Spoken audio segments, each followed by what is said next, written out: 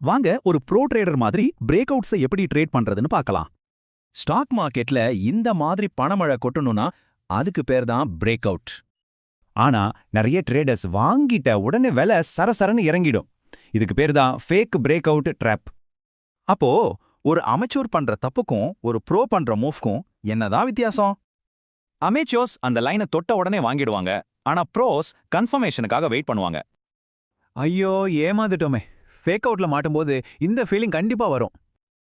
அப்போ உண்மையான பிரேக் அவுட்டை எப்படி கண்டுபிடிக்கிறது? அதுக்கு ஒரு சிம்பிளான 3 ரூல் டெஸ்ட் இருக்கு.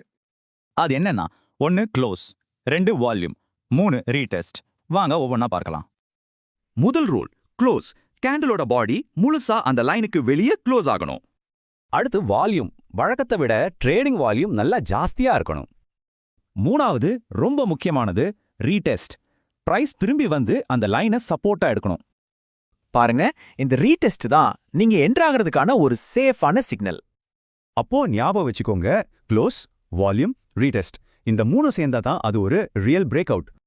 ஸோ சிம்பிளா சொல்லணும்னா, அவசரப்படாதீங்க. க்ளோஸ், வால்யூம், ரீடெஸ்ட் பார்த்து என்டர் பண்ணுங்க. சரி, இப்போ உங்களுக்கு உண்மையான பிரேக் அவுட்டை கண்டுபிடிக்க தெரியும். ஆனா ஸ்டாப் லாஸ் எங்க வைக்கணும்?